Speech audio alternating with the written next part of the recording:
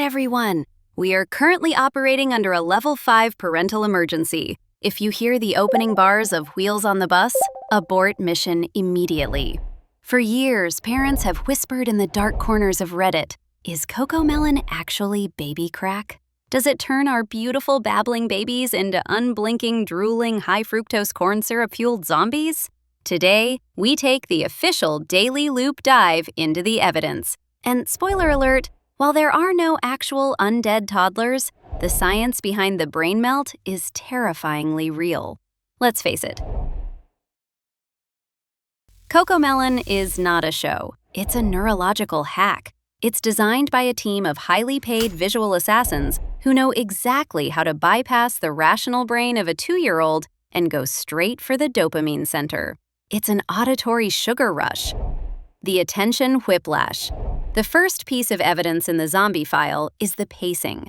This isn't entertainment. It's a sensory assault carefully disguised as a nursery rhyme. Experts, bless their well-rested souls, confirm that CoComelon changes angles, zooms, or completely shifts scenes every 1 to 3 seconds. Your average drama show? Maybe every 8 to 10 seconds. Bluey? That's practically a meditation retreat.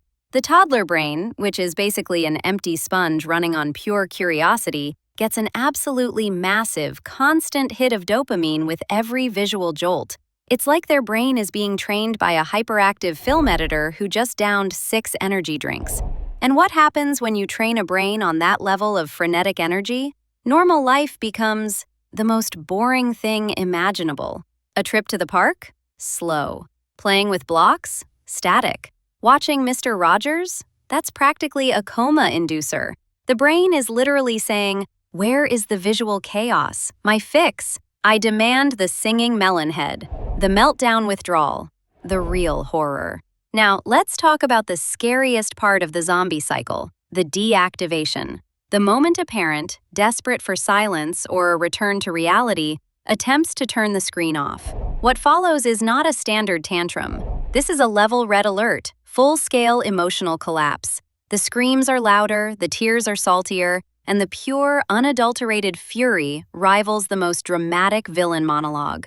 His is the withdrawal, because the high-speed visuals have trained their brains to expect that constant, easy dopamine feed. Cutting it off is a genuine shock to the system.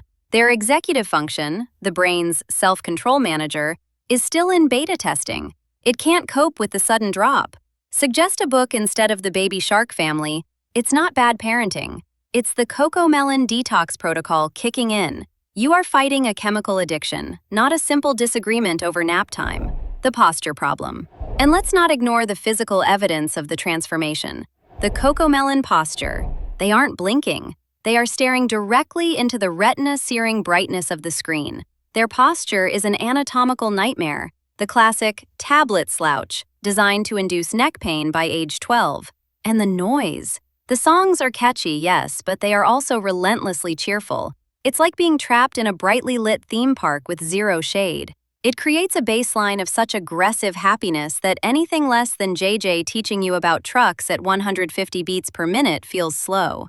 They're training kids to expect constant, high-intensity sound and light. It's the opposite of learning how to sit still, process quiet thoughts, or focus on one non-moving object for more than 8 seconds, which are, basic skills for succeeding in life. The Anti-Zombie Protocol. All right, time for the Anti-Zombie Protocol. We can't eliminate the colorful menace entirely, but we can minimize the damage.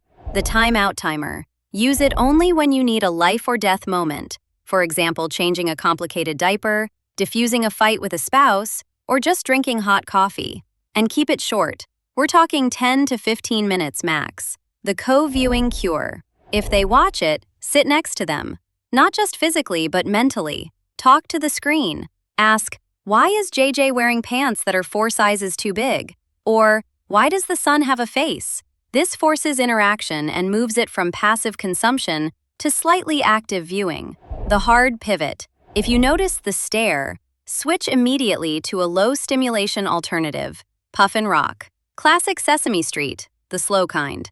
Or gasp, a book. It's going to be a rough 5 minutes of detox, but you're saving their focus. The ultimate awareness loop is this.